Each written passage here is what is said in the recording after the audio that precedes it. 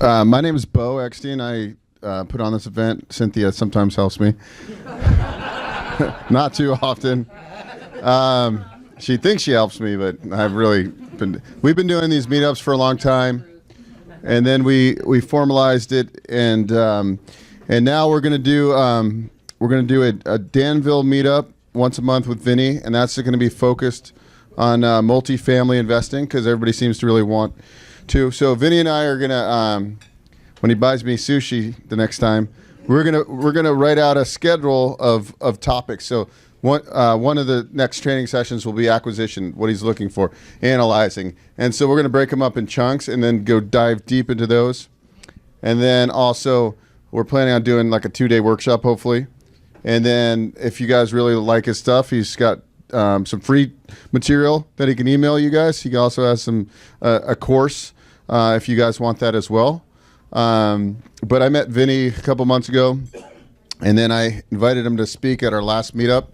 And we stayed late, and Vinny ended up buying us some dinner. And then actually Vinny and I and another guy, with about 140 guys, we just went to Colorado. We went to Steamboat with a bunch of real estate people, and that was a lot of fun. Vinny went snowmobiling for his first time.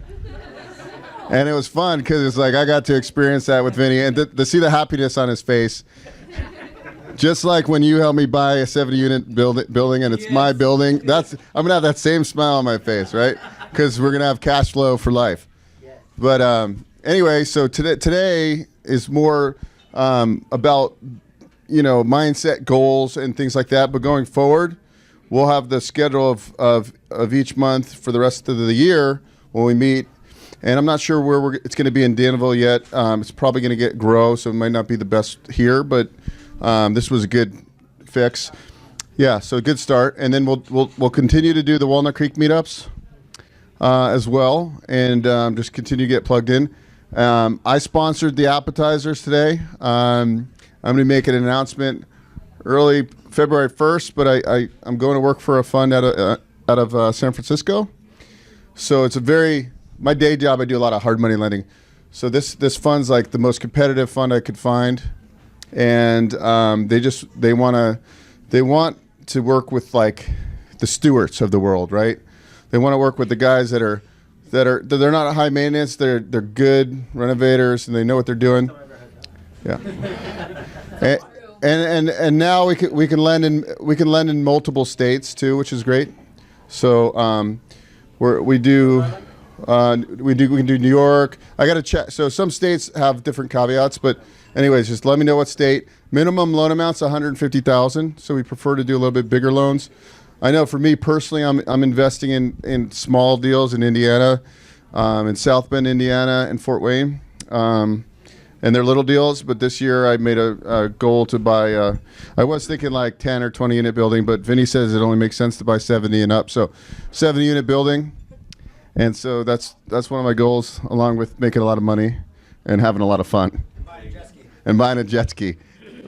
And Eric got me into jet skiing this year, and it's like the greatest, because you can just launch right out of Pittsburgh Marina. 3 years ago, yeah. Every summer he swears he's going to buy a wave runner, and I sent him links, and he goes, I'm going to buy one this year for sure. Yeah, it's like the easiest, funnest, like, I'm not a skier or anything, but yeah, exactly. But anyway, enough about our weekend habits and our, thanks for coming, guys.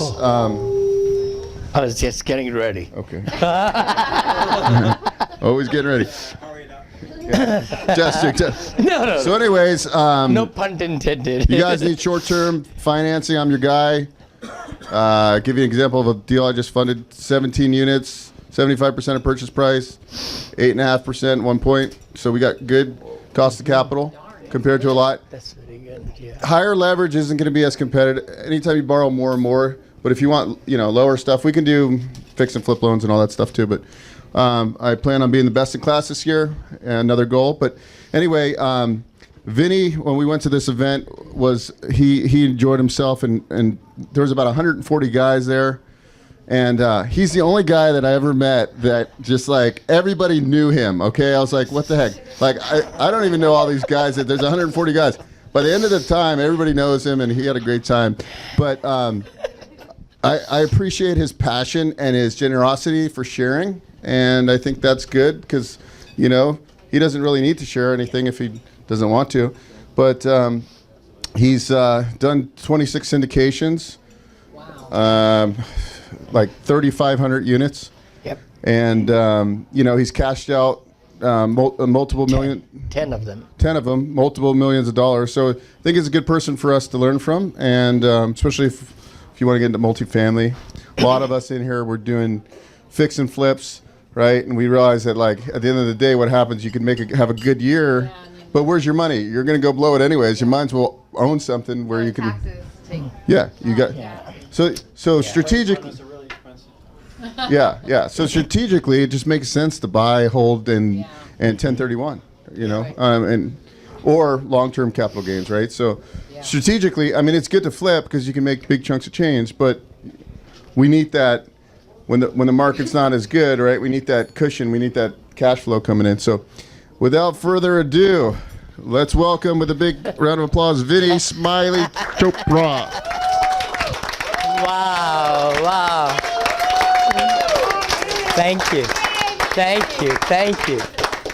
Thank you. I'm humbled. I'm really humbled. I'm just a regular person who started doing it about 11 years back. I became a broker in 2004.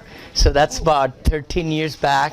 And I remember, but we were buying actually single family homes for 30 years, over 30 years. We kept on purchasing as much as money we could save.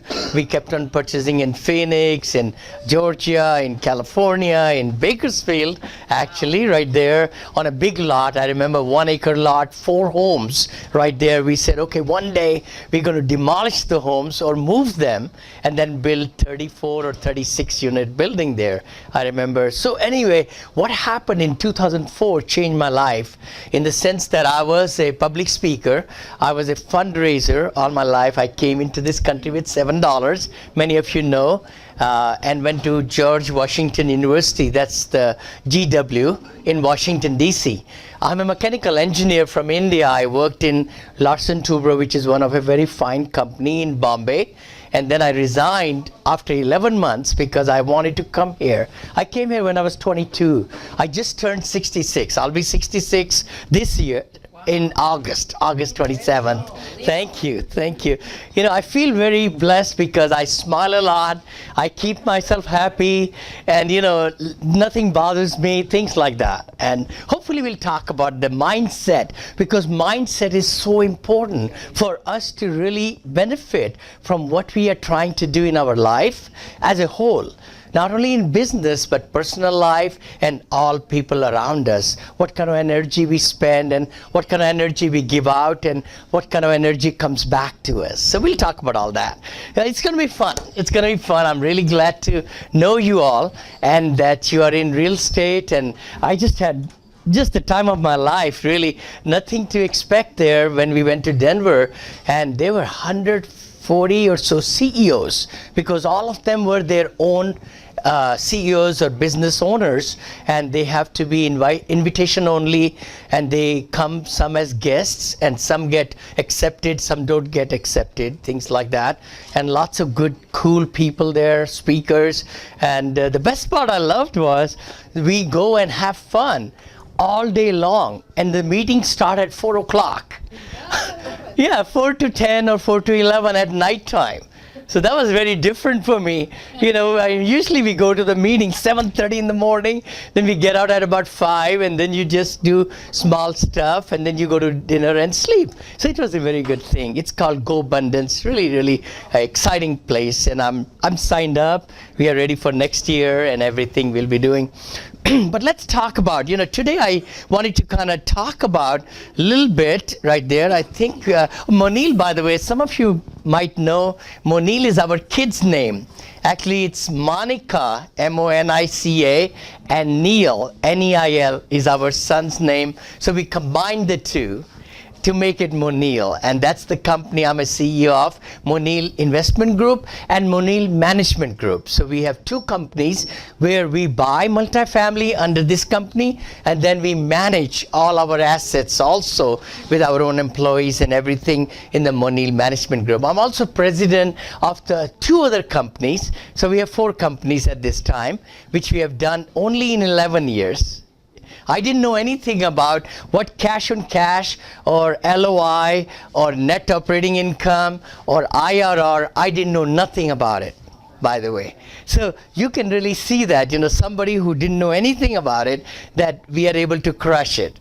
And you can too. And a lot of you are way advanced. So they should be much easier learning curve, much easier. So that's it. I know my daughter, she's really into it. She designed, I hope we are able to go further. Let's see here, sir. Did we just go like this? Yeah. I know we have lots of lights because Tom, I give him I said the lighting was not good in the last presentation in December. So you could see that he's kind of getting me really nicely now this time. And the screen will be a little bit, faint or whatever. Anyway, so this is me right there. I've done 26 syndications, actually 27th now, because I just did a launch of a very big fund on Friday, $50 million equity fund, which is a 506c, and I'm very happy to say that I have commitments from my investors in just 3 days of about $5.5 million so far, and it's going to be like I'll raise about $12 million in the first round, and then we'll keep on raising more and so forth. We'll talk about that. But we prefer to give our Class A members 8 to 10% preferred returns right there. And then our IRR is usually from 18 to 26% per year. And we have done even as high as 69% per year and 43.3% per year. I'm just selling a property right now, which I bought for 3.550. Somebody's from Houston, right? We were talking about Houston, sir? Yeah, right. So I have purchased 10 assets south of Houston in the last 3 years. And a lot of them have gone in value. In just 3 years, one property has gone from 8.7 million to 12 million in Angleton, Texas, 192 units. Then my Sienna Villa, I am selling right now. We bought for 3.550. We put 1.3 million in renovation, and there were 16 burnt units, which I built them back up to make it all go. Just accepted a contract for 8.6 million. Right there. Then I have another one near NASA, Clear Lake, right there. I bought 150 units for about 9.3 million. That's right. And they had put 3.6 million into it to convert a C class to a class. Because interiors were really all done, all balconies, all staircases, new roof, new everything, new leasing center, all that. And I just am looking at Harvey hit actually, but we're going to fix it up. I got in a contract for 12,750,000 on that one. So, there are things to be made, and I hope this will give you, not to taunt, but there are a lot of money to be made. In single family, it's great, flipping is great, wholesaling is okay, but if you get into multifamily, it's just extra zeros. That's all it is. That's it, really, literally. Like in single family, you do 20 homes, you have 20 different transactions. Yeah. You have 20 different loans. You have 20 different roofs to replace.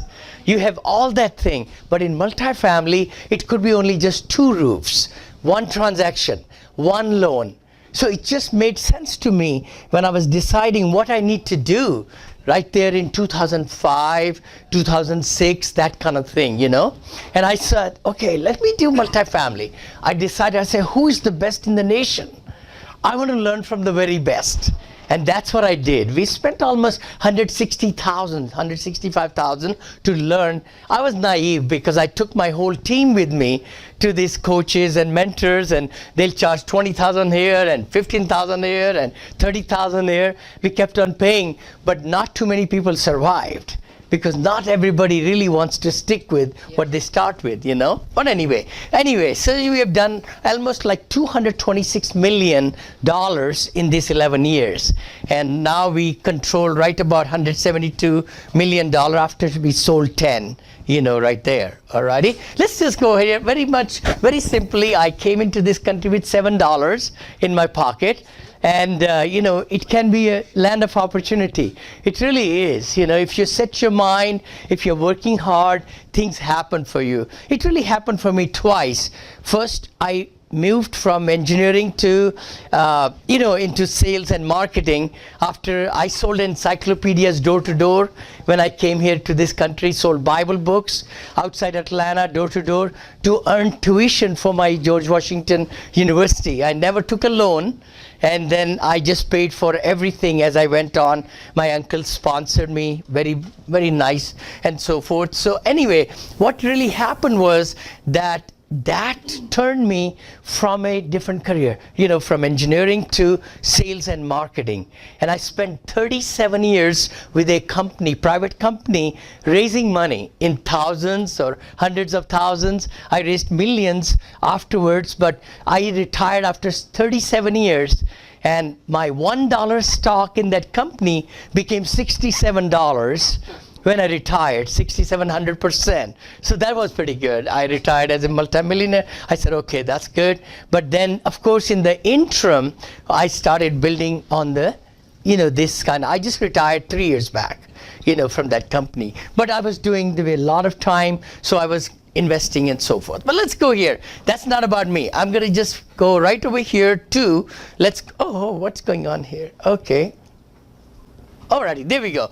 Business strategies. That's what we're going to talk about. I just wanted to give you a little bit blurb on me, who I am, if I should be even up here or not. So we'll talk about business strategies for 2018. That is the key thing. Let's talk about our business. Each one of you are the CEO of your company. You are. So why 2018 will be different than last year? Or year before, and so forth. We could look at. And what I come up with is the problems we have in our business, usually they do stay unless we really have taken care of them or formed systems or different things or habits or, taken care of our teams. Those things will come back and haunt us. So we need to really pinpoint those things early on, right now in January, so that we don't repeat what happened last year. Are you with me? So that is so important. I call it mindset. Mindset is so important for us to really believe that we're going to change. We're going to do a few things differently. A lot of times we don't want to change. Our human nature is such that, I want to do. But insanity definition is also very, very staring at us. If we keep on doing the same thing, we'll get the same results. Right?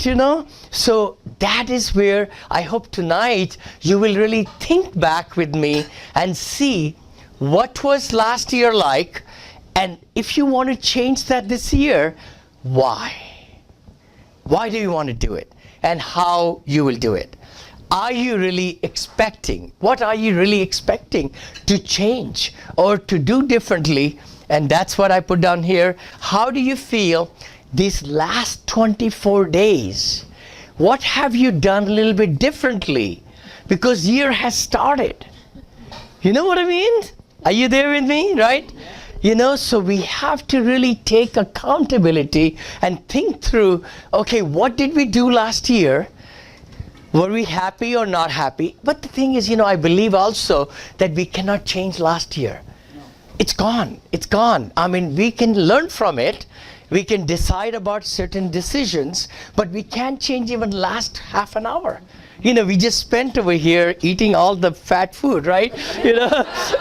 But if we say, oh my gosh, I ate the fat food, we can't do anything about it. It's in our body. So I really believe that we should not really think about the negative stuff that happened or positive stuff that happen. It's good to enjoy the positive things happen in life and really take good, what's the word, celebration I call it. Small rewards and celebrations and those things, because our mind is such that we have to train our mind. Mindset is such a big thing that we can do 2x or 5x or 10x because we are the same person. But if we really set our mind to accomplish that much, it will happen. It will happen. It happened with me many times. I never used to make $1 million in a year. But in 2010, I think, I wrote me a check. I was just sharing with my friends also. I really believe in positive energy. I believe in positive attitude. I believe in law of attraction quite a lot. By Rhonda Burns, The Secret book. Many of you have, read or heard or like that. Really tremendous book. Law of attraction says, if you want really something so passionately, you send out the signals. But the signals have to be very strong. Just like in a radio station, they send out the signals and we have music all around us, right? All around us we have music waves, but we need to get that into a radio or something to capture those and then produce the music. Same thing is true for law of attraction also. It's always working 24/7, whether we believe in it or not. If we want very badly some things, things happen for us. If we don't want something and we are thinking about that something, guess what? You'll get more of that too. Right? Are you with me, all of you? So that is so important that we keep ourselves really shielded. I think I use the word shield because lots of negativism is there. I mean, everybody, all around us, but how we behave, it's 90 and 10%, right? Charles Schwindel, like he talked about attitude and everything. It's not what's outside, it's what's inside. So those kind of things. But anyway, what I wanted to mention was, what have we done? And let's go to the next slide, to change or not to change. See, the thing is, by the way, I didn't complete my story. So I just wrote that check to myself. I said, I'll make $1 million. And I put it away. And but my thinking was, I was mentioning to my son and everything. I said, I don't know if I made 400 or something. I just put myself double. I said, I'm going to really make it 2x. And here, lo and behold, about 4 or 5 years later, I think it was 2015, the year I retired, I made the most money in my life. Can you believe that? Just because I was suggesting myself, or somehow all these different things happening, and I didn't even remember I wrote that check to me, to be truthful. I was going through my papers and I said, oh my gosh. I said, what date is this over here? And I was sitting in some meeting and I wrote it to myself and then I put it away. But because of that maybe, or because of a lot of other things, it's amazing. And since then I have said, what, if I can make $1 million, why not 2 million? And it's amazing how the things have progressed in just 3 years to make double and then even almost triple. And that can happen. So again, I'm saying that we can do it by auto-suggestion, and we'll talk about that. But how about to change or not to change? See, the biggest thing is, what is important? That is so important, because what were your whys last year and what are your whys this year? Because we will not work harder or smarter or do other things if we don't really sit down and write down the whys. Yeah. It's really that. It's the whys. How committed were you last year and how committed you are this year? That's huge. Because if we figure it out, what the whys are and how badly we want them, things will happen. I give an example. If we put $1 million in a safe and locked it up, and we said, it's yours, share with us your goals, and by the time it hits, let's say, end of November, and you have reached 100% of your goals, you will get the key back and you have $1 million in there. How would we do it the rest of the year? How would we behave and get up and, be motivated, and we'll be looking at, okay, oh my gosh, you know what's the next thing? You'll be looking at your goals so quickly, so nicely, and many, many times. And if that was not, achieved within 2 weeks period or 3 weeks, so we have to break it down. We have to goal set, big ones, then we have to break it down. Right? And we break it down to monthly goals, and then weekly goals, and then daily goals. There's no secret formula. There's no secret formula. It's the same thing. It's the same thing that we already know. We just have to put it in practice. That's all it is, And the good part is to really enjoy the process. See, we never can reach one place unless we are going step by step by step by step. And that's the real key. All of us know that. So how committed were you? And then, of course, consciously and subconsciously. See, that is also a very, very important thing, which really, I think I have purchased maybe 1,000 books in my life since I've come here. And I'm sure you have lots of books in your library. The biggest thing I find is that I don't like books that much, but I like to find out 2 or 3 things that I can get from that book, and if I can implement it. If I can implement it in my life and make it a habit of it, then it's a good book that I bought it. And I always sign and write the date also. So I used to write, I have books for 30 years, 35, 40 years like that. Kept on buying, and personal development, you buy CDs and other stuff, because what we feed our mind is what we get outside. That is so important. And that's why I talk about university, automobile university. I used to talk with my consultants, and I talk now in my podcast that I've been interviewed on, because it's so important that we don't just watch or listen or, all the music and all the bad news and all that, but concentrate on really feeding our mind, with positive attitude things. Like in the morning I get up, and my ritual is to really listen to some good Indian chanting, like the yoga and all, and then I go for a walk from 7 to 8, no matter if it's 32 degree outside or if it's 25 degree outside. It has been like that, brisk walking, and then I come back and do gratitude. We got to give gratitude to everybody who are in our life, and who we saw yesterday, and then today, if I'm going to be having my schedule set up. So that's something also. And you can always find a great videotape on YouTube. YouTube is my best friend, by the way. YouTube and Google, they are my 2 best friends. It's amazing how every day I just say about attitude or positive attitude or energy, and something new shows up. Then I spend about 5-7 minutes watching that, and really get my day set up. And that's the key. And I'm sure a lot of you do that, or you would probably try to do that. Please do it, because that's going to really align us, with what we want to accomplish that day. So consciously and subconsciously, it's very, very important that we really train our subconscious mind to the goals that we want to achieve. Because subconscious mind is like a film, like we are recording. It just keeps on recording the good and the bad, but they don't know what's good or bad. It just keeps on recording.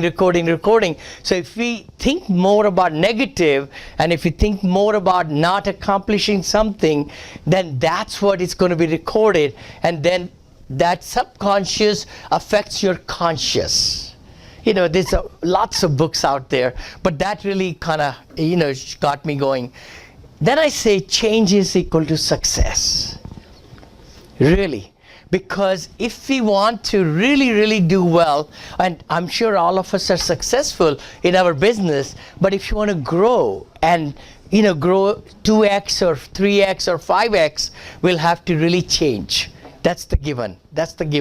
But what are those 2-3 things that you want to change so that that's going to bring meaningful results?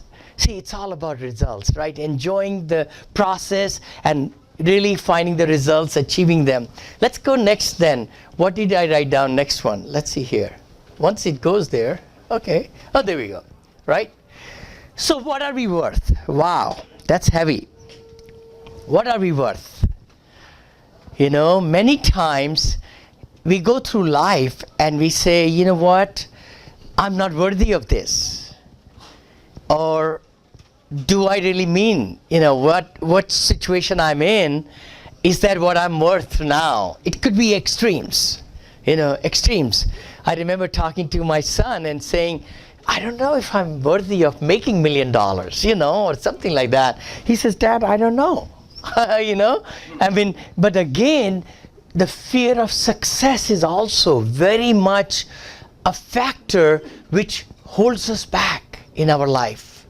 It really does, isn't it? Many times you believe, I want to, you know, just get out of that and get to that next level, but the fear of success is also very big, and subconsciously that kind of holds us down. It really does hold us down. So the big thing I was talking about here is, what are we worth? What's our time worth? See, we can really accomplish a lot in our life if we really take good care of the time we have. That is the real deal. It comes down to, we can set as good goals in our life. We could set, and you know, priorities and affirmations and everything. We all have the same amount of time. And that I just thought, okay, all right, let's take a look at it. You know, what's an hour worth now? You know, 1 hour worth. And then also what it'll be worth if we increase your business or our business in sales, in value, in the kind of, you know, things we want to do more of. What will that be with 2x or 5x and 10x? Yeah. You know, so we have to really see end in mind to be able to really find out what will be worth that time and what's the value of the, you know, our and what kind of time we spend in the business. How committed are you? That's the other factor. You know, we could find out that yes, when we 2x it or 5x it, will be worth this much. This is how much time we'll be putting in. So it's going to be whatever, you know, per hour. But then the only thing that holds us back to reach our goals is the committed. How committed we are, because that's where it breaks down really. It's the obstacles we get and the commitment level. That's the struggle. Isn't that true? Yes. Huh? You know? So it's very, very important that we go ahead and put down and look at the whys again. Remember the last slide? Going back to the whys. Because if we dedicate our day or week not on ourselves, don't focus on ourselves, but dedicate to somebody, loved one in our life, you will have a much better week. It's amazing. When we take the emphasis away from us and give it to somebody else, that we are doing it, or whatever we are doing that week or that month is for somebody else, then you will be amazed how good the quality of the, you know, productivity will come like that. We can talk about it. I know I've been talking about it. Does it make sense what I'm talking about? Oh, it does. Does it, you know? So how committed are we, and so forth. So I think the next slide again, I said success equals freedom. It really does. You know, once we are successful, it gives us so much freedom, and it's just amazing. And we are all trying to reach that level. We all are. You know, me included, you know, and that's the key, that we are able to bring ourselves to a point as the new year started this year. If we all set up our mindset, if we go back to the first slide and we talk about the changes we want to make, small or big, many times not too big changes we need at all. Very small changes can really bring some big results. It's amazing. I believe in life 80-20 rule. We all have 80-20 or 30-70, whatever you can say. You know, if we take care of the important things in our life on a daily basis, and they're only 20% of the time that's allocated to them, they will bring 80% of the result. So that is so important that happens. Let's see what I wrote down here. Oh, what's the time worth? I thought, okay, let's take a look at it. An hour worth, if we are making 100,000, I just did a simple math. I think 54 weeks, I think, or 52 or 54, whatever it is. 52 times, I think I said, 52 weeks times 7. To 2080 or 2060, something like that. I divide that by, now that's net income gross. Now you divide that, if you take, the taxes out and everything, it will be much, much less than also. And then this I did 40 hours and this is 50 hours. And a lot of us, CEOs of the companies and our businesses, we work a lot more than 40 hours. We all know that, right? So I did that one over there. Then again, at 300K, if you were to make that, it really jumps up. $144 an hour to $114 an hour right there. What I'm trying to say over here is, how are we spending our time? See, that's the key part. Because, if we want to make X amount of money at the end of the year, we have to put that down, goal set it, and then come back and then look at it, what's the time worth? And then I really believe in delegation. I believe in prioritizing, and I believe in delegation. If I can find somebody to do the job, $25 an hour, and I'm making $200 an hour or $250, whatever, it's well worth it to get that person on your team right away, because that will take you to a new level. It will totally expand your horizon. And many times I used to give lectures in my class, in my previous position, where I would say that we all have an assistant. And a lot of people would ask me, really? I don't have an assistant? I said, yes, you do. When you get up in the morning, you go see in the mirror, you will see the assistant right there, because during the day, if you think about it, we are really doing lots of things that assistants should be doing, and those are the times which we are not productive. We are just making, $20 or $15 or whatever it is, but then we are not concentrating on the $144. Or $200 an hour activities and jobs and things like that. Just something to think about. But please do look into it, and then how committed are you? And then, of course, freedom brings the lifestyle. I just put that in there, So again, what I'm trying to accomplish in this whole thing is that mindset is so important. And then prioritizing, delegation, goal setting, and then figuring it out how to crush it. I use the word crush it a lot. We went to Tony Robbins. Our whole family went last year. I've been following Tony Robbins for the last 35 years. Jim Rohn, Tom Hopkins, Zig Ziglar, Bob Proctor. All these people, And who I am today, it's totally because of my mentors and the books I've read and the people I've listened to and my, other associates and things like that. But let's talk about, what did I write next? I don't know. Let's see. Let's see here. Okay, what's time worth? Okay, there, what's the time worth? Entrepreneurs understand the importance of managing time. That's all it comes down to, really.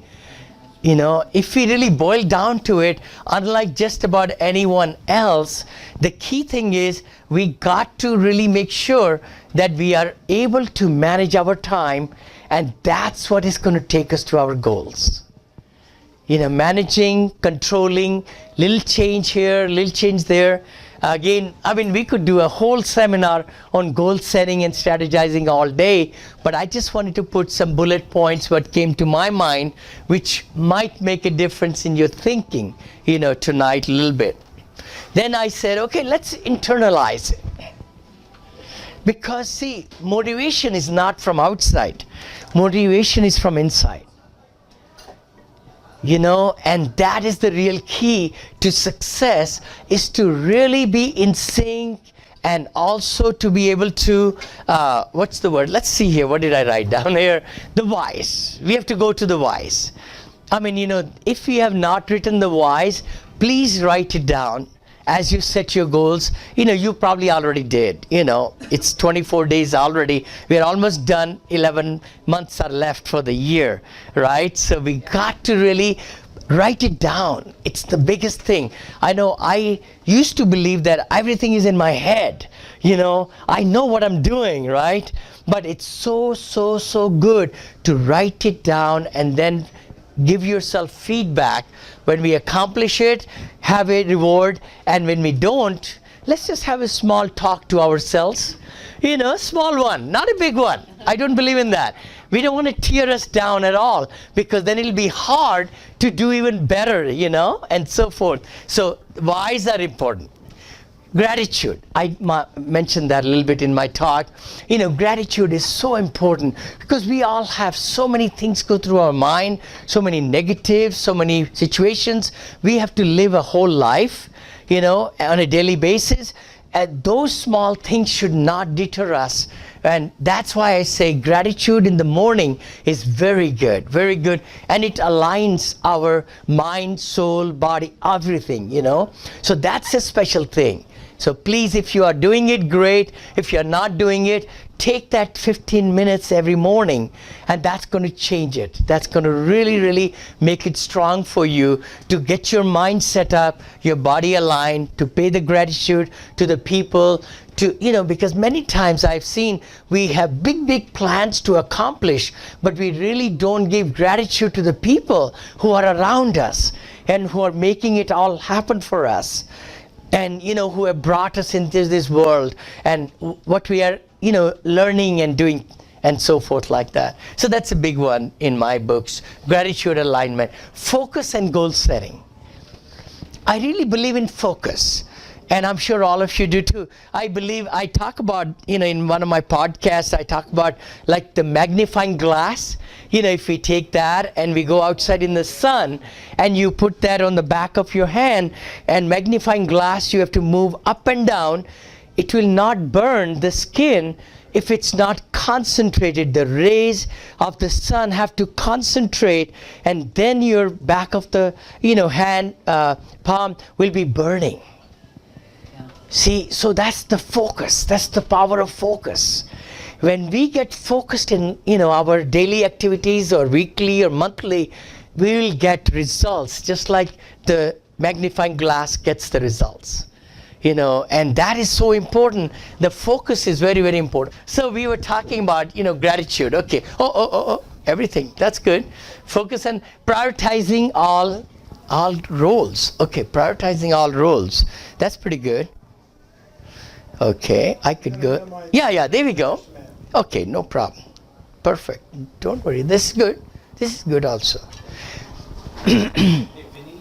Yes, sir. What is your... No, answer your question. Essentially what I do in the morning is, again, I like to feed my mind with some positive thoughts, and I like to pay gratitude to who I met yesterday, and then I pay gratitude to the people that I'll be meeting today. That's what I do, And then, of course, you can also pay gratitude to parents and ancestors who brought us into this life like that. That's what it is, Sure. Thank you. I mean, that's the other thing I believe in, by the way. I believe when things happen in our life, they had to happen. Let them happen. So what? And not to worry about it. Because if we worry too much about, let's internalize. Okay, so the whys we talked about, I hope we can kind of culminate everything now. Gratitude, alignment, focus and goal setting, very, very important. And then prioritizing all roles. That's also very, very important in our life. When I say roles, that is like the roles of a father or a brother or a husband or a good citizen, of the CEO of my company. I'm president of other 2 companies. So all those things, plus other stuff, which I may think of, those kind of things, and prioritizing all those roles. Oh, thank you. Right now, Yeah, let's have some little break. How is that? Right? You know, I know you've been listening to me, got tired. Let's have some fun. Yes, sir. Go for it. Okay. Let's ask some questions and answers. I think that'll be the best. Well, actually, I've got a good idea before we do that. Why don't we, who can take notes for me real quick? My computer died. Okay. Okay. Okay. So I'm going to write down topics for the next 11 months that you want to hear in the multifamily space. Okay. So what do you want to learn about? Perfect. Tenant buyouts. Fundraising, syndication. Syndication, raising money. Bobby. How do you handle cash calls with your investors? Have you had those types of situations? It will be coming up. Cash calls, I've never had it in 11 years. We've been doing very well. Cash call is like when you are shortage of funds and you haven't raised enough in the early on, and then maybe because of repositioning or the project going south, as they call it, then you ask the investors to bring some more money. That's what cash call is. Okay, perfect. What about the numbers? Can you give us like the numbers? Like where you buying that and what, projection, like what you cost per unit? All that kind of stuff. Like, Surely. How you project the whole thing. What are we going to We'll say? talk about the criteria, Buying criteria. buying criteria. We'll talk all about it. Market analysis. Market analysis. Emerging markets. I would love to do a Emerging whole markets. study on that one. Full. Best way to find deals. So I think what I'm trying to do, I'm trying to bring some John Burkhoff and do some, then I love it. and then we have the topics because each one of these is obviously a topic that can be a Totally. 2 or 3 hour Totally. thing. Okay, any other things? How about evaluating rehab? Surely. Evaluating rehabs Rehab. for multifamily. Repositioning. Did you have one? Evaluating the deal. Evaluating a deal. So one of the sessions, why don't we get a deal? And would you bring your Give an example. I'll bring the whole thing. the whole deal Sure. from start to finish, how you found it. So that's a topic. Why you think it was a good deal. And why you think. Let us know. Perfect. And then perfect. and then going forward, like markets to look at going forward, because now we're kind of coming to a peak in some markets, and where Totally. people going. It was interesting. Kathy Lee is a stager, and she said today that everybody she's staging their house for is moving to Austin, Texas. Oh my God. Crazy. The month of January. Really? Every single job moved to Austin. Wow. And they all looking different for? ages, even Cash flow, no. retired people, young people, middle-aged people. Every single Wow. buyer. No, Because there's job there growth. was one couple that retired there, but everybody else. Investing. No, they got job They're moving. Wow. Really? Yeah, Yes. every job I did so far this month. Wow, that's interesting. Tim Ferriss just moved there. Okay, now on top of do another subject. Now, as far as other topics you guys want to hear about, not just multifamily, like what Airbnb, student housing, economy, market Is outlook. it connected? Well, does anybody have anything they want to learn about? Topics going forward? Oh, not working. Generating leads. How about like online lead generation too? Who's using websites and things, direct mail. What's working right No now? problem. That's okay. No Yeah. problem. How about putting together good PMs in the area? No problem. Say it again. Putting together good PMs in the area and how state you're investing in. Oh, property managers. How to find out-of-state property managers. I've got a big checklist on that. And then Yes. what else? Anybody else want to Did learn? you? Yeah. Oh, you did? Yeah. Commercial loans. Yes, yes. Commercial loans. Totally, totally. Portfolio loans. Portfolio loans, qualifications, all that. Yep. We want the work. All in one session. All in one set. No, it's going to take many, many sessions. But that's good though. That'll be fun. And we'll do it like starting from like emerging markets, and then we'll see, okay, how to build broker relationships, and then investors also see, because it's a big thing for syndication world, you are working with other people's money also. So we'll start talking about how to build investors and what to say to them. Have like a elevator pitch, I call it, right? Small, short pitch, and then you start building their database, and that will be good. And then we'll talk about brokers, how to find brokers, how to talk to them, and what to say. And then I will love to share my business plan with all of you from my company that I spent $10,000 to put it together, but you will get PDF copy of it.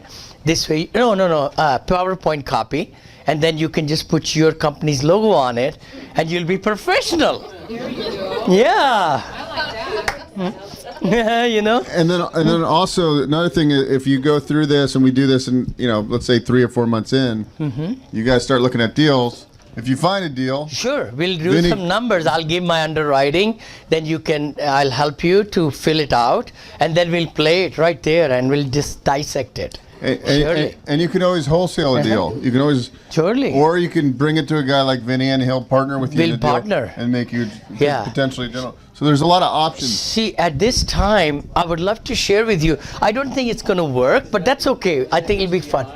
Life should be fun. And that's the key part. My name is Vinod, actually, Vinod, Vinod, and that means in Indian language, happiness. So I had to really live up to that name when my parents gave it, And I smile a lot. I do smile a lot. Actually, if I don't smile, my cheeks start to hurt. So it's the other way around. So what happened about 40 years back or 42 years back when I was, doing the book sales and all that door to door, we would get trophies. Over the weekend or every month, there was a salesperson or consultant of the month. So they just thought I'm smiling too much. They took my middle name out and put smile in there in parentheses. So my trophies will say like Vinod, parentheses, smile, Chopra.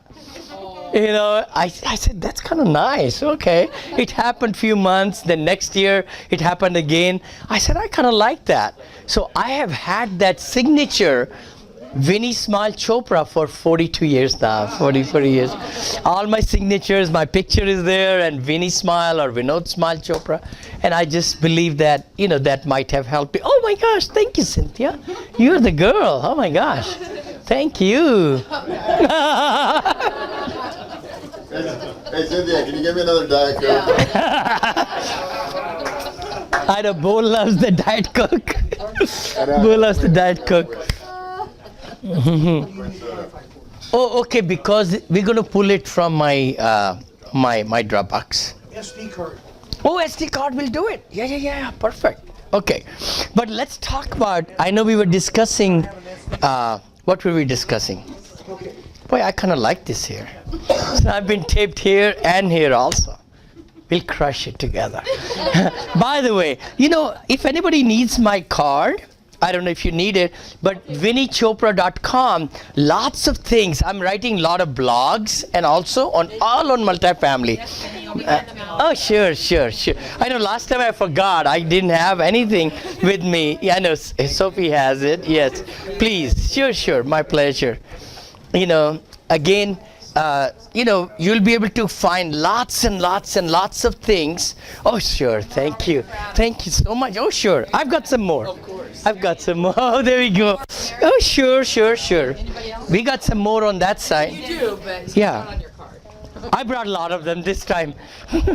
I said, I missed it last time. So please, if anybody would like some, please. Okay, please, if you will. Yeah. Excellent. Again, if you are really going to do well in multifamily, I would really highly recommend that you go on my website. And I speak like here about an hour or so, but you will see 22 different shows who have interviewed me in just last few months. And there even more now that are asking me. Last week, I couldn't even know Pat Hyben, who sold $1 billion in sales from Virginia, I think, or Maryland. He wanted me to tape with him in Denver. So we went there, and he did a like real estate mogul. I think there are 12 that he wanted. Oh yeah, that's me. Oh, you are. Look at that. That's the podcast. Yeah, podcasts are really amazing, and I have some more coming. I didn't even know this morning I had one. I thought it was just talking, and they said, no sir, we're going to interview you right now. So I had just come from my walk, and I said, okay, let's do it. So they did the Zoom meeting, and they recorded it. That's going to come out February 1st, I think that's going to come out. But if you go on my website, you will see the podcast, you will see about me, and then a few other things. And then my blogs that I'm writing, almost every week I'm writing a blog, and so forth. So if I can add value, it's my pleasure. Okay, cool.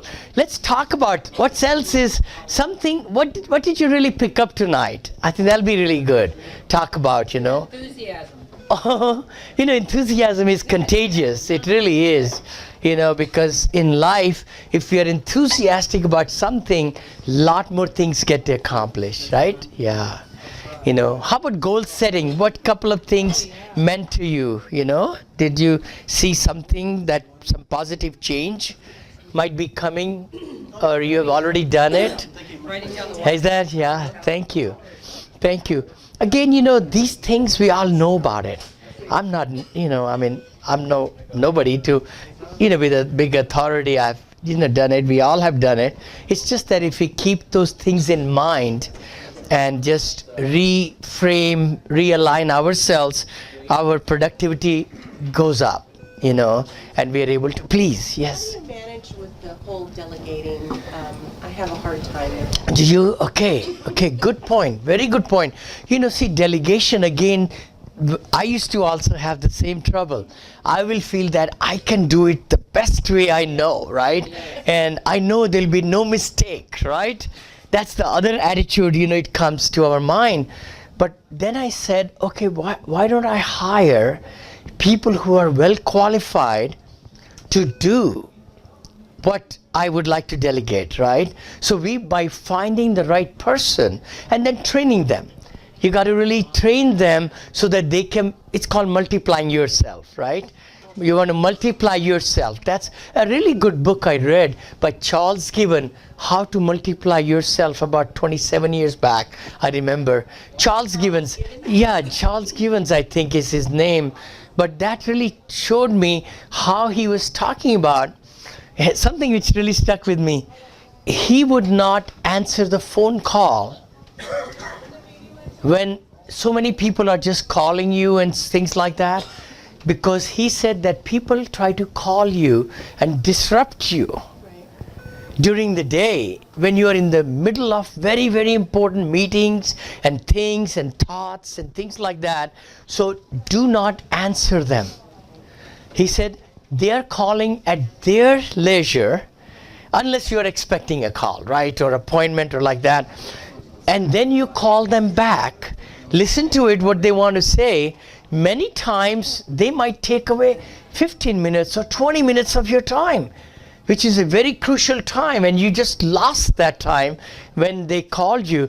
But then you could correspond with them. Maybe many times you don't even have to call them back. Just by texting, hey, this is the answer, or this, things like that. So that's time controlling, and really being very envious about your time, what you're doing. But delegating, kind of going back to your question, again, it will come. I know, like I used to believe that myself, and in my previous business, I then hired kind of like a mom, part-time mom, right here in Danville. And she took my business to a new height. Just because I was concentrating on things that were more important, and then she was able to take care of the things she was really special in. Nice. And by golly, then after about 4 or 5 years, she was so good at it that I even transferred more responsibilities to her. Wow. See? So that's what is the chain. It happens that way, and I think I would highly recommend that, all of us really go for, delegation. because you'll see results like you will say, why didn't I do it before? You know, why did I wait that long? I know I have mentioned it many times, you know, that's many times we are too late to hire an assistant. Not that we want to hire, yes sir, okay. Oh, push-up, okay, perfect. So, you know, thank you sir, thank you so much. All right. Very excited. You know, see, the thing is, if we had gotten upset about it, that small situation, we wouldn't have found the solution, right? You know, but just roll with it. Things will happen, you know, and not to worry about. If we didn't have this, that's okay too. What the heck, you know? We'll have some more fun and other stuff. But anyway, let's talk about, if we go back, is that okay? Did that answer a little bit? Sure. You know, prioritizing roles, that's very important. That is where it all lies. Actionable plans. Actionable plans. I mean, if anything, you can just seek enthusiasm, attitude, mindset, but if you can really talk about this line, this will take you to a new height. It really will. It really will. Actionable plan is so important in life. You know, we have a lot of goals, right? We have so much thinking and so forth. I believe in one-page goals, by the way. I don't believe in writing theses on goals. I like to just bring it down to what are the 3 important goals. And if I do that this month, why it's so important? And then let's do it. Let's crush it. What will it take to just, no matter what, we accomplish those 3 goals? And hopefully for your business, for your life, for your, you know, everything that you want to do, these are the 3 most important things, and you got to question it. And then you say, oh yeah, I accomplished one goal, but did it bring the results that I wanted to? See, we can make adjustments, right? We can make adjustments. The biggest thing is, many times we just don't come to the actionable plans. That's what is so important in life. It's not the goals, what they are. It's the action to bring the results. You know, how can we do what we want to do? And then I wrote down here, delegation. Again, you know, we can really delegate to accomplish a lot more in that particular productivity. Then I wrote about productivity. Less downtime. That's very important in my books. And I'm sure yours too. What do I mean by that is downtime. We all have downtime. We have lots of downtime, especially if we are traveling in car, in the morning, in the afternoon, you know, when we don't want to really talk or do anything. Oh, those are all downtimes, right? Time in between appointments, you know, trying to get to wherever we want to. There could be lots and lots of downtime. The other thing I'm talking about downtime here is emotional downtime. Emotional. When something hits us negative, something that does not go right, we get into a spiral and we say, oh my gosh, why did it happen? You know, I mean, why did I not know about it? Or, you know, we could talk about all kind of different things. And many times, the more we dwell on it, the spiral we go in. Isn't that true, you know? And the more we talk about the reasoning, why it happened to me, or why did it happen to my business, or why this and that, if we totally just took charge of it and said, you know what, it happened. Can I change it? If I can, let's do it. What's the next step? How can I, you know, take action right now to, you know, cut down that loss or whatever? How will it affect my company? It happened to me today. You know, I had to fire my VP today. Look at that. You know, but I'm very happy about it. Because see, the thing is, thank you, my gosh, it got recorded also. I'm sure she's not going to see it. But I mean, you know, it's amazing. We took a survey of our employees. And we were getting eyes as a CEO. I was getting some, calls or some texts that, she was very dominating and she puts me down and, when she comes, she doesn't build my morale and I'm just on my eggshells. These are the things we got from the survey anonymously. We didn't want the employees to tell us who they are through SurveyMonkey. Our daughter is our director of marketing, so she sent it out through our HR, specialist, and we started getting these surveys. And then we said, how come some employees are not sending the surveys? So we found out that she was then trying to reach her reportees and telling them, hey, guess what? That survey is not confidential. Look at that. And that really spoke some more than people, whoever surveyed after that point, were not saying anything. It totally vanished. They just said we took a survey, but no comments, this and that, right? So that muddied it up. But anyway, and to make long story short, she was a very nice employee and everything, and she wrote a big, very big letter last night that I got it, and showing me, where all these things are and everything. And I had already made a decision, our family, that we're going to let her go. We had already talked to our attorneys and everybody and HR. We had the whole thing already put together, the severance package and everything. So it was very, very timely that we acted on it for the last 1 week, which she didn't know. And this morning when she came, we took the keys and the vehicle and everything and gave her a service package for 7 days to accept it. If not, then, like that. So anyway, I'm just saying that, the reason I say that is we got to just roll with the punches. You got to.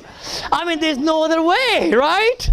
I could say, oh my gosh, what's going to happen, but things will work out. They will totally work out. All the employees are so happy. We send the memo out. Then my HR traveled right there in Houston, sir. We have 10 assets over there, 10 of them. I have about 54 employees, full-time employees over there. Then we have 11 or 12 in Georgia now, where I just purchased $23 million worth of properties, 267 units and 191 units. And then I called, right after we let the VP go, I called 3-4 key people and told them why, because nobody knew it, that we'll be, letting the VP go. Anyway, so I'm just saying that. The VP prospect. The good VP prospect, right here. Is that right? You have to move to Texas. I know. Houston, Texas. Or Dallas. We are buying in Dallas. We are buying in North Carolina, South Carolina, Oklahoma, St. Louis with this new fund that I'm starting, which I already got. It's 5.5 million or so, million commitments already in 3 days. So we'll do about 12 million or so first round, and then we'll do another 12 million or 15 million second round and third round. So the thing I like about the fund, by the way, which like you were saying, cash call is on the other side. I've done 26 syndications, which are specified offering, it's called, where I got the property under contract, and then I can tell my investors, hey, we're going to buy this, and who wants to come along? And I have had no problem raising money because of my transparency of the companies and how they get paid, and we have given great returns. So I usually sell out in 6 to 8 hours to raise 6 to 10 million usually. We just raised 8 million, so this one is at 12 million right on the back of it. So we are still getting very good response, anyway. But let's talk about that. Let's come back here again, right? How is the time doing? Actionable plans, delegation, productivity, less downtime, small and big rewards. I really believe in that.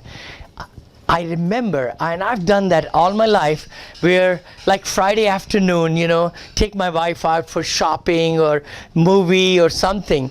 If you accomplish your goals, who cares? Right? I was a W-2 employee, but you could really take your own time to accomplish so much that you can take time off also at the same time. Because I didn't really have any office. I was the director. So, I just amply rewarded myself, getting the job done. right? So that's what we all need. We all need those small or big wins, the manicuring, the pedicuring, the massage, or eating right, or doing things, all those, or small trips, things like that. And celebrations. I really believe in celebrations, celebrating life, and really taking your time to enjoy. Because why do we work? Why do we want to make twice the money? Why do we want to make 5 times the money? It's not needed. Power went out again.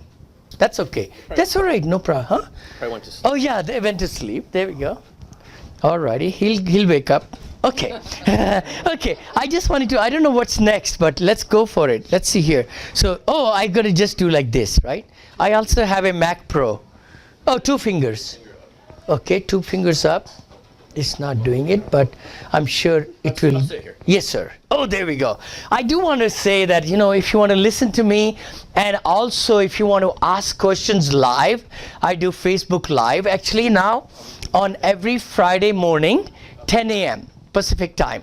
I've been doing it, I think about 4 or 5. We were in Hawaii. I did it from there also. Last week I was in Denver at the GoBundance. So I did the show from there for about an hour. And I answer questions live on multifamily syndication. That's the world I live in. So that's this one. Let's talk multifamily syndication and so forth.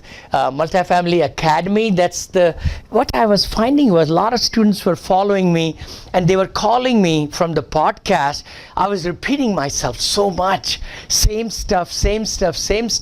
So few people got into my mastermind. They said, Vinny, start recording.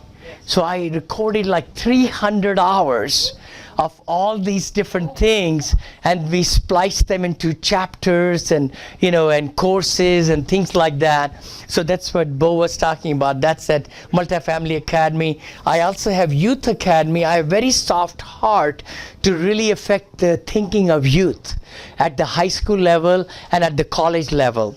So that's the other thing I'm recording a lot, which will be free always on my website, which is right there, VinnyChopra.com, on the psychology and how to teach them about savings and entrepreneurship so that they can be owning a duplex or fourplex at the age of 22. That's my thinking behind that. So that's really, very, very nicely. Again, I didn't know anything. I didn't even have a website just about a year back. I've been just doing it through word of mouth and everything and so forth. Yes, sir. What is the Multifamily Academy? Okay, Multifamily Syndication Academy or Academy is a course step by step that teaches us about multifamily and syndication process, and it goes from A to Z. And then we have mentoring and coaching sessions with my students that we have also put there.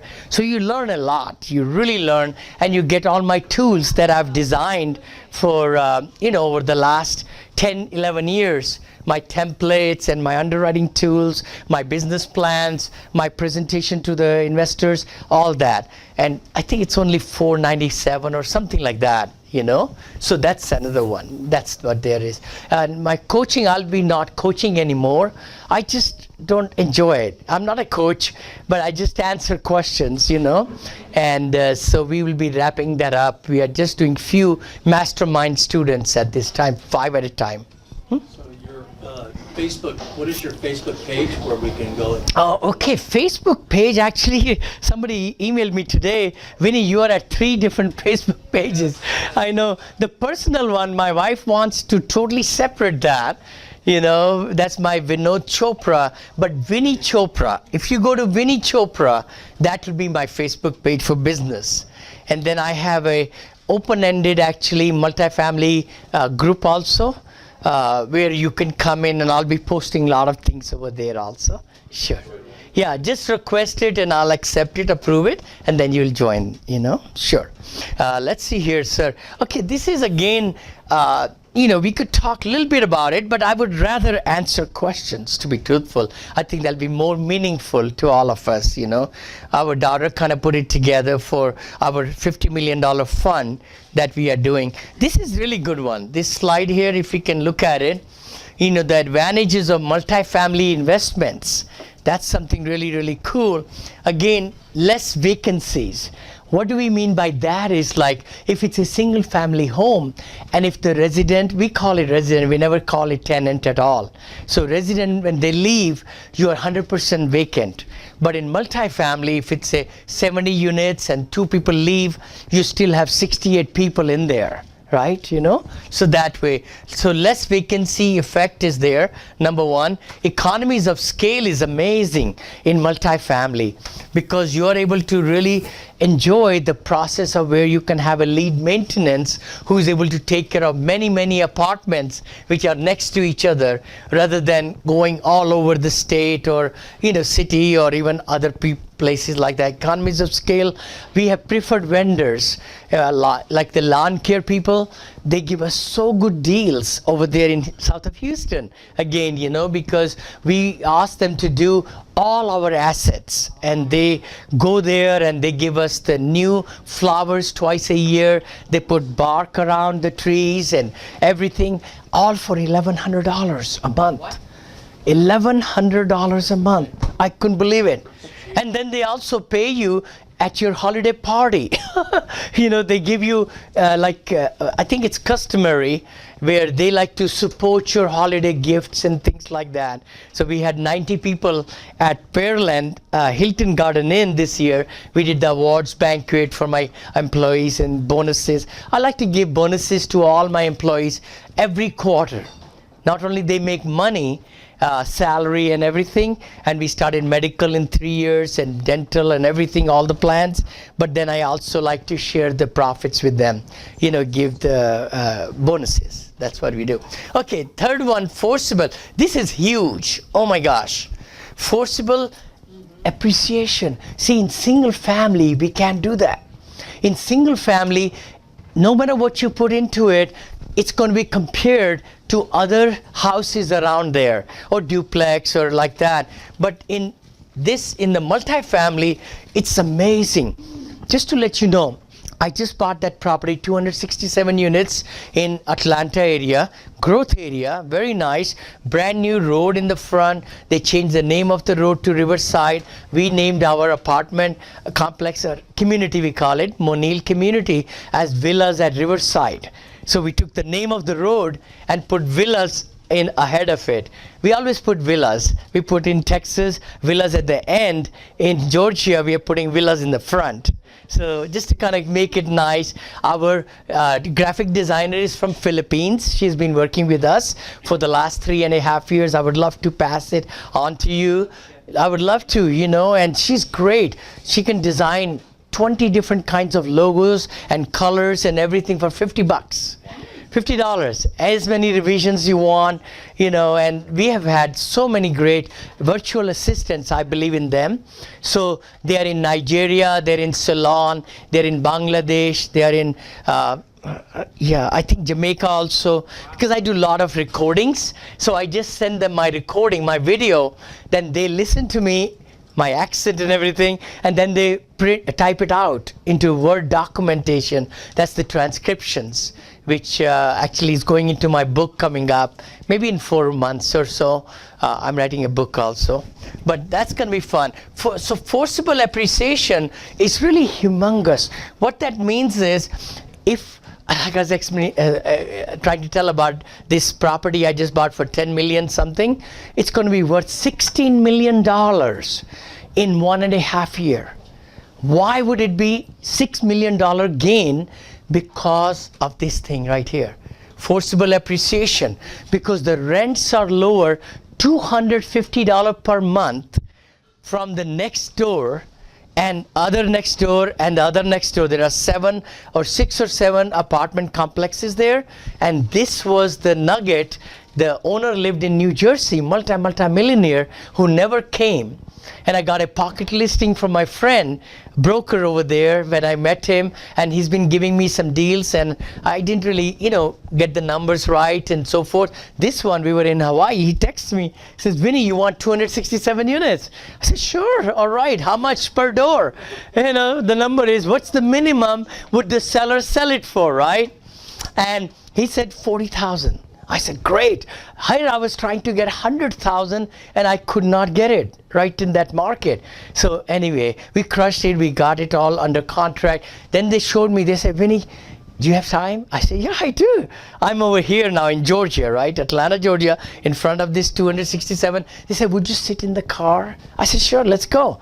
15 minutes later, they take me to another property.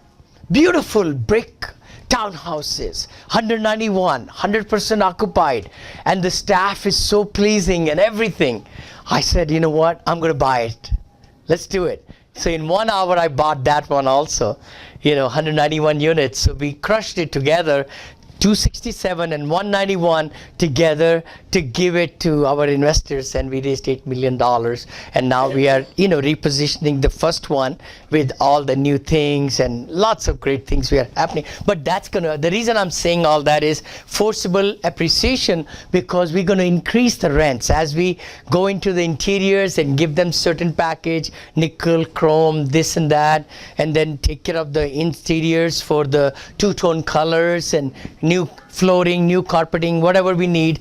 That's going to increase the rent. Listen to this one. If we increase by $100, the property goes up 40%. Wow. Just $100. The difference is $250. So I did my own projections and I looked at it in my formula. I couldn't believe it. It was 15.7% cash on cash. Wow. That's impressive. Can you buy here like that? No. So these are nuggets out there outside California. I think maybe in the Central Valley, probably there are. I have not looked into them, but I really like to be out. And we have been out for 11 years into Texas. And now I'm going to Georgia, then North Carolina, South Carolina. And Dallas is pretty hot, but I'm still bullish on Dallas. It's going to really grow a lot more. So I'm going to be buying more over there. St. Louis, I'm very bullish on. And lots of places. I mean, Ohio, you could go to Cincinnati. You could go to, Columbus, Ohio. Really big on those. Birmingham, Alabama, I'm very big on those. And the West Coast, I mean, Portland is also getting hot up. Seattle is very, very hot. It's got so much high price already there. So those are some of the things. Let's go here. Higher cash flow. This is another good part. We do make a lot more cash flow. Some of my properties are making $45,000 net every month. That's net after paying everything. Everything, the taxes, the insurance, the mortgage, everything, all the maintenance, all the salaries, all the management fees, and we charge 4% managing fee too. So we charge for our company who manages it. We manage, self-manage. So investors like it because we are totally transparent in our companies. All 4 companies, our investors can ask for anything they want. They could go there, they can shop there without telling us, they can ask for bids, they can ask for bank statements, they can ask for anything they want, ledgers. So that has really served us well. And they have told more people and more people and more people. Word of mouth has really mushroomed now to a very strong investor base. Let's go to tax break. Oh, that's huge. Tax break is humongous. I know in single family also we get some tax breaks, but not as big as over here. This one is amazing. We do cost segregations. Many of you probably heard that word. You could do the residential real estate 27 and a half year, take the total value of the property minus the land, because land doesn't depreciate, and then you take a scale and you divide it evenly. But I just paid like $4,500 I think in Texas and $6,000 per asset in Georgia, and I got $2 million that I will be able to crush it, depreciate just in the first 5 years. So it's amazing how much my investors are going to love me, because not only they get the quarterly cash flows, amazing cash flow. We gave 8 or 9% cash flow. In Georgia we give 8. My fund also we are giving 8, which is all right. But I've given 9 and 9.5 also before. Market is getting a little bit tighter, So tax breaks, meaning that they get the cash flows, but when the K1s come, because every property is in a LLC, and then it's a flow through LLC. We'll talk about legal structures if we need to, any questions like that. But that's what we do. So when the K1s come out, it shows them the distributions and then the loss from the property, which is a paper loss. The property's made money, right? But it's the paper loss due to depreciation. So that helps them in their income taxes and things like that, Sure. And then I think the other one is the depreciation. Say, oh, okay, tax break is there, which is right there, and then depreciation savings, and then hold their value. That's also very true, because in multifamily, again, if you buy it correctly, if you buy in the nice growth area, we never buy in D areas, we never buy in C minus, which is turning into D, never ever. I mean, that's a real not good at all, and we don't like our employees to be harmed or anything like that, how it is. So we buy actually C in B areas or C in A areas, which we did it in San Antonio very successfully. We bought 7 properties there near Alamo Heights Quarry. I don't know if anybody knows about San Antonio. We really crushed it. We sold all 7, made a lot of money, because they were in good area and growth area, and the occupancy was high and so forth like that. We still own one in Seguin, north of San Antonio. We are selling right now with my old company. But San Marcos, Austin area has been really, really strong. So anyway, and then we just go maybe next one, and I'll open up to questions. I think we should do that, because I've been talking a lot. Please ask some questions. Yes, sir. Derek. How effective are apartment buildings versus single families in recession economies? Good point. Okay, very good point. My thinking is, if you buy the apartment buildings correctly, and then you are able to add value. So what I mean by that is, let's say we like to buy apartments 80-20. 20% down, you can get it. I just got them. 20% down, 80% loan from the bank, high leverage.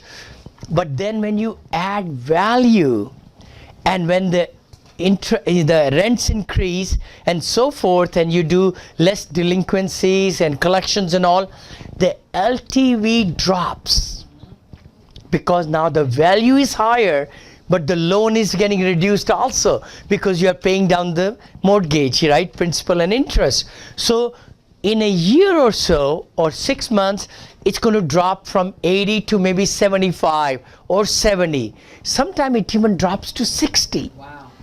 Or 55. Some of my properties are at 55% LTV, which is not bad at all, because even if any kind of calamity comes, hopefully not, but any kind of adjustment comes in the market, that might be 15% adjustment maybe, or less than that.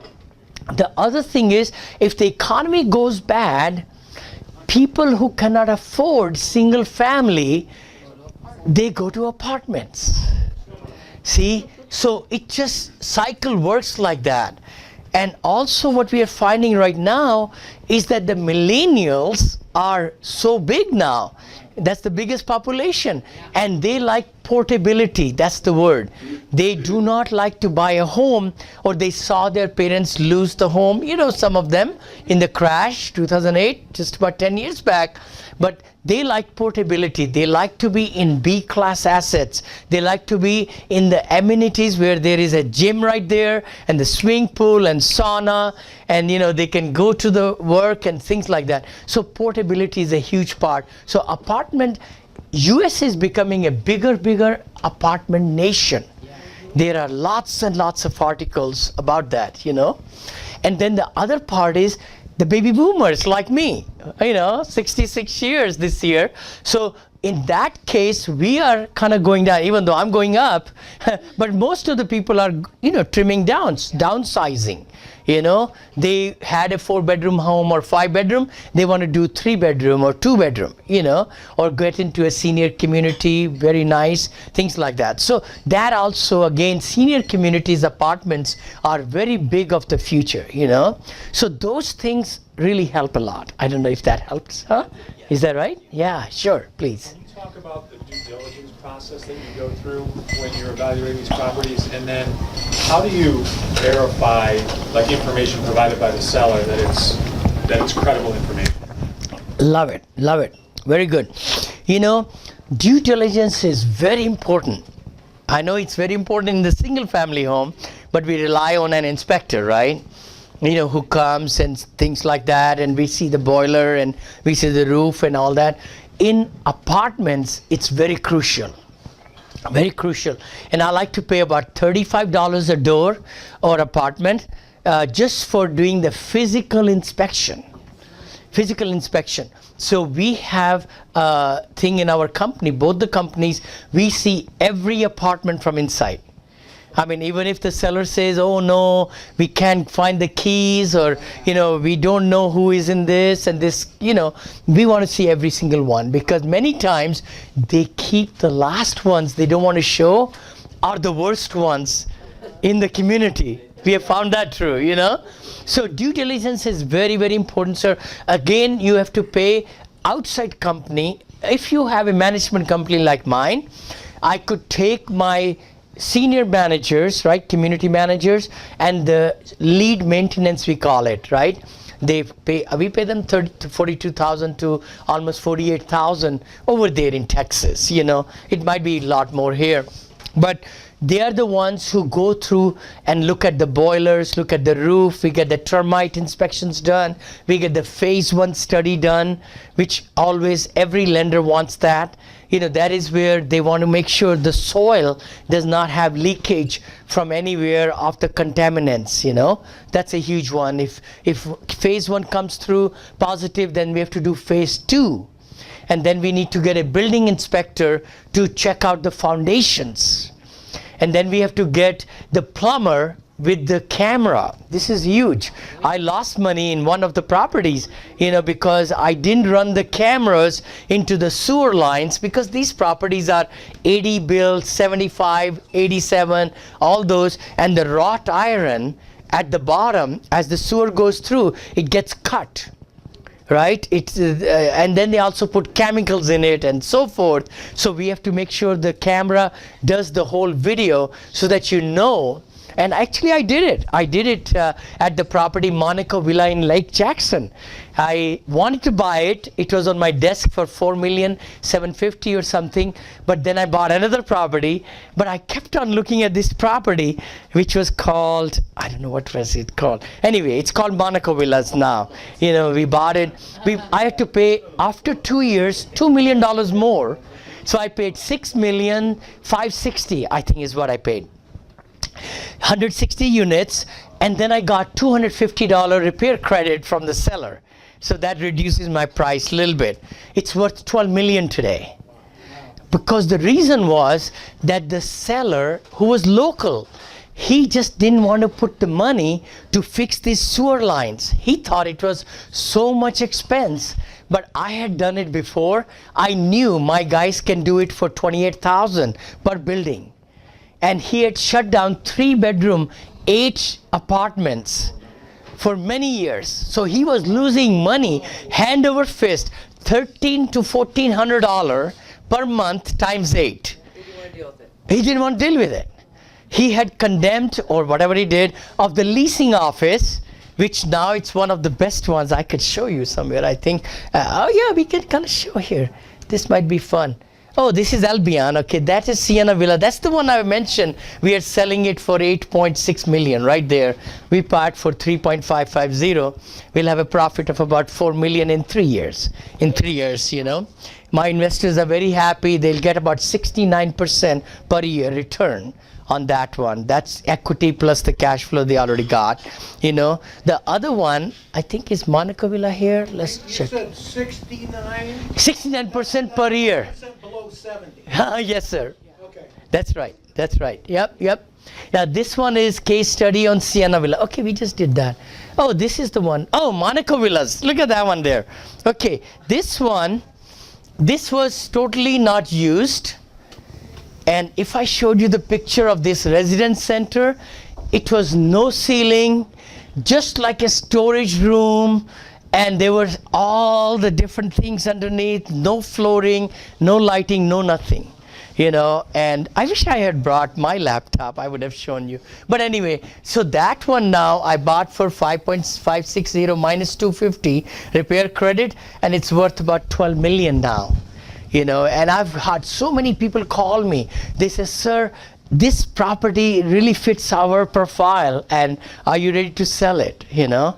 And but it's making 45,000 a month net profit, you know.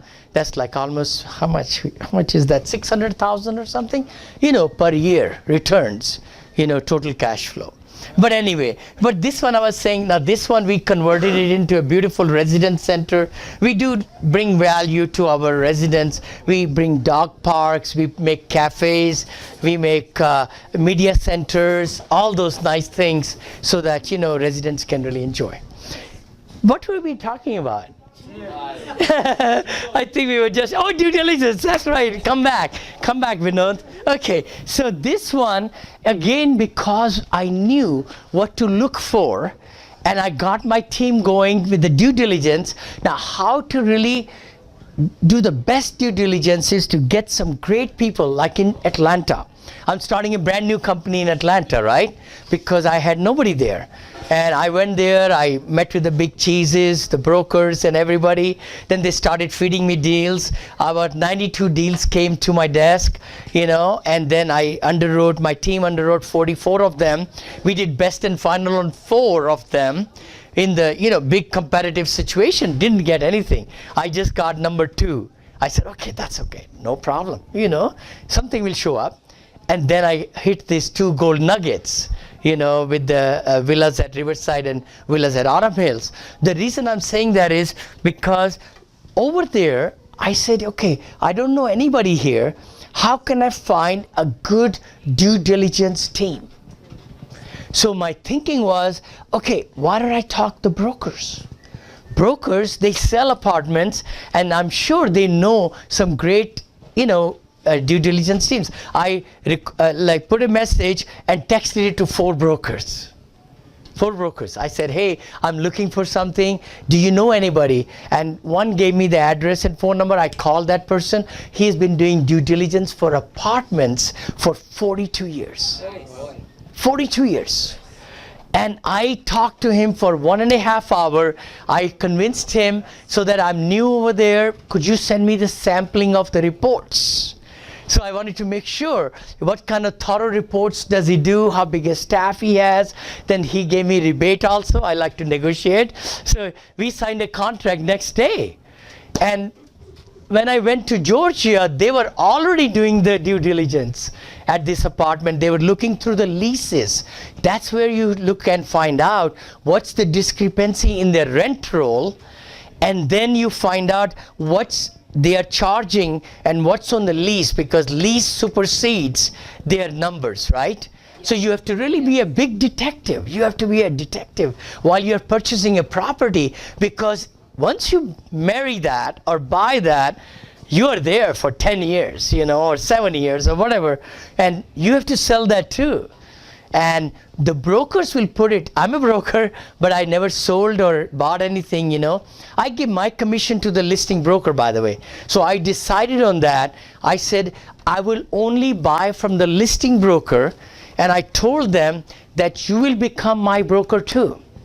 So this way, my thinking as an engineer was that seller is over here, this is the listing broker, so seller knows the temperature of the listing. The seller gives the, you know, how much minimum he's going to take, or what motivation behind it. And this broker, seller is here, and if I come here and he's my broker also, now he's got dual agency, and he's working for both of us. So that has served me well. 11 years, I bought all these 26 apartment complexes, and now we're doing the fun all through pocket listings. I call it napkin listings actually in my book, because many of the brokers in the same town, sir, they will send it to me the same property because one met with the seller first week, somebody met the next 4 days, then he sends me the same thing, and then another seller, broker sends me the same thing. Nobody has the listing. They're just trying to get the listing from the seller. And I love to catch those because nobody knows, nobody has done a BPO, broker's price opinion, on the property. And if I know the address and the P&L and the rent roll, that's all I need. I don't need operating memorandums and everything, because that's where the brokers really make that property look much better than it is. Isn't that true, right? You all have seen that. What do you do? So nobody's got the listing. You've gotten this information. Then what do you do? Okay, I send that listing. It's just like a napkin listing. I send it to my loan broker. Oh. Right away. As soon as it comes to me, he's on my team and he's my whole packet and everything. Then he underwrites it within 4 hours, and my team and I underwrite it in next 4 to 6 hours. We lock it in. If numbers work, great. We make decision within 24 hours. So it wasn't listed by any of those agents. They're all sending it to you. So how did you? First one. Oh, the first one. I only believe in giving the business to the first one who brought me to the dance, right? I call it that way, right? So the ones who were late, better luck next time, right? You got to keep that consistency, and they like that. Then they are working for you and really trying to get to you and so forth like that. Anyway, so that was a huge part. Kind of going back on due diligence, there are so many other things that we want to, and then they give you 65-page long report which shows the pictures and everything of the condition of boilers and the laundry rooms and each room, a whole schedule of what's in each apartment, what needs to be changed. So good due diligence team is very, very important. Did you get it under contract first? Oh yeah, you have to. No, you have 30 days. You have 30 days from the signing of the signing of the contract. You do the LOI first, letter of intent, with your whole story and the package and the proof of funds and all that. Nowadays, the market, as it gets more heated up, you have to give them lots of stuff for the broker to make a case for you that you are the right buyer, because they don't want to tie the property for 90 days, things like that. So that's important. And then once the signing of the contract, your clock starts, and you want to go ahead and start. In my case, I always knew that this is the property I'm going to buy no matter what. I just made decision because the numbers, what I know about it, what I read about it, and all that. So I have purchased every single property in my last 11 years. So everything that went to do LOI stage, letter of intent, I closed on it. And sometime I even had almost as $275,000 hard that I will not get it back, $250,000, if I didn't close it. But I take those risks, Like this one, the one I bought, 267 unit, I found out later that actually the seller wanted the buyer to pay $30,000 down, hard money. In other words, okay, you send me LOI, you wire the money, right, that day. I told the broker, okay, should I do 50? He says, do 50. I said, I'll do 75. I like it so much, let's do it. And they just accepted it. While we were in due diligence, the seller gets an offer for $1.2 million, more than my price. And he wants to get out of the contract. He cannot do it. And I checked with my attorneys, and I have 5 attorneys in my team. And I called my attorney in Georgia. He says, Vinny, you can tie him up. He got your money. He cashed where you wired the money. So he has to do specific performance, or you can tie his property for 5 years. I know. So anyway, so he did do well, and then I got, how much I got? I got $450,000 rebate, even during the process of due diligence, even on top of the price that I paid, $10,550,000 minus $450,000. He wanted to reduce the price of the building. He says, okay, let's do it at $10,100,000 or whatever, right? He has to pay less tax or whatever. I said, no, that's not the deal. I want 450 cash at the closing for repair allowance because I'll be spending into this property. And I raised 900 before that from the investors because I knew I'll be repositioning it. So I have 1.350 sitting in the bank to really dig this property into a B-class property, Anyway. So, those things happen. But going back to, sir, due diligence is so important because the sewer lines, the windows, the termites, the foundation, the roofs, boilers. Like I bought one property and I knew boiler was very old. So that was one of my stipulation. Hey, you got to give me $25,000 for this boiler. I got it replaced for $18,000, but he gave me $25,000 at the closing. So just real quick. Yeah. One step back. Yeah. Wasn't that an opportunity for the seller to exit out the contract? The fact that you asked for credits. So how were you able to get the credits even though? Exactly. This is so amazing. See, the thing is, once you know that the seller has to perform, then we started looking at more due diligence stuff came in, and then also the broker got involved, and they saw also the property when I bought it in California. Without looking at it, it had a lot more deferred maintenance. That's the word, deferred maintenance. And we put together a big list of $750,000 that we did not know. So he came back as a counter at 300, and we said no go. We said, no, this is much different what you portrayed. So we negotiated at 450. So you got to negotiate. You got to have that confidence that you can do it. And you can do it more and more as you get more into it. Not that, he made a ton of money. He did 1031. I found out he bought this at a very low price. The same property, he got 10 millions from me. He paid 4 million for it. Just 4 years back.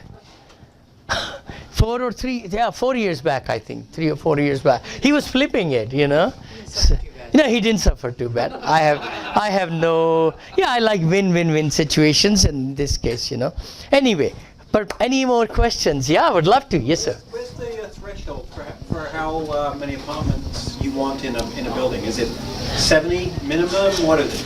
Okay, good point. Good point. I know I do say in my lectures and in my interviews also, 70 is a good number where you can have a full-time leasing agent or a manager come leasing agent. You only can afford one, and then you can have maybe half a time or so, or if the numbers look good, even one full time. We have had it at our properties at 72 level or even 66. I've owned it in the past, and we had one full time manager come leasing agent together, and then one lead maintenance, we call it, right there, because then they can really cater to the needs of the residents. And they will stay there in that community if you take good care of them. That's so important in my books, That's why I say 70, sir, Do you give them a salary, or are they given an apartment, or what do you do? Good point. We do both. Okay. We do both. They get salary, of course, which could be 35,000, depends on, at a smaller level. And then we give them half month rent. In Moneil, in my management companies, we give them half a month rent free for the lead person, and then 30% off for the second person if they are staying in the community. And that helps a lot because they are right there. They can be in the culture of the property. They can make sure people are really behaving right and things like that. So we do in our company 50% and then 30%. But sometime if I find really good lead maintenance and he wants to live there, but he has got bigger family and so forth, then I have a soft heart. I give them apartment free. I've done that too, because they are really valuable, so that way, What percent do you pay for management? Okay, my company, so we actually sign a contract from the acquisition company where I sign. I'm the managing member of the acquisition side. Then I sign again on the same contract as the CEO or the managing member of the management company, because I'm CEO of both. And lenders don't mind that at all, because actually investors love that, because I have the pulse of their investment. I know what's happening rather than giving to a third party. And it's very hard to get a good third party. Very, very hard. Very, very hard. We fired ours, I mean, after about being in business for about a year, 11 years back, we fired and we never looked back. We never looked back. We hired a very good consultancy company to come into San Antonio, and they built our whole company from scratch. Yeah, we didn't have anything. So they charged us 35 or 40,000, and then the hotel and everything, but they did the employee manuals and everything, and then hired the people and the payroll and all the different things that needed to be, So I have 2 management companies now and 2 acquisition companies, Yeah. Great. Thank you. Thank you. I know we are talking. All right, come on in. Okay, guys. Yes, sir. I think that'll be our end of our formal presentation. Thank you. Because Vinny is going to lose his voice. I could talk. Thank you so much. I will be talking in San Francisco also tomorrow. I didn't realize they had booked me about 3 months back, so I'll be there. So anyways, we're gonna. Oh no, this is wine. Wine's fine for him. Wine is good. He actually can handle his liquor. I found that out. I was surprised for being so old. Who is talking? Old? I walked them young. in on the. Yeah. Actually, we were walking in the airport, and he's like, he walked so fast. I was surprised. You were on the escalator. Yeah, and he still beat me. But he did come from India with $7 in his pocket, so he had a lot harder life than I had. But anyways, if you guys enjoyed this, I think a lot of you did. I'll get with Vinny, and maybe he could do. We'll break it down classroom style, from from start to finish, in little modules, and then like one day would be all on due diligence, because it's something we can't learn in a couple hours. But thank you guys for coming, and thank you, Vinny. Yes. Vinny, you'll probably stay around here, I'm sure. Sure. So if you guys want to buy him another glass of wine. No, this is plenty. That's my second. Thank you, Cynthia. Very chic. Thank you so much. Actually, I bought it for you. Okay. Same thing, right? She doesn't buy anything, trust me. Anyways, guys, thanks for coming, and if you need a hard money loan, call me. Yep. It's actually soft now, soft money. You're welcome. Excellent. And I'm glad I could add some weight on all that fattening food we had. So.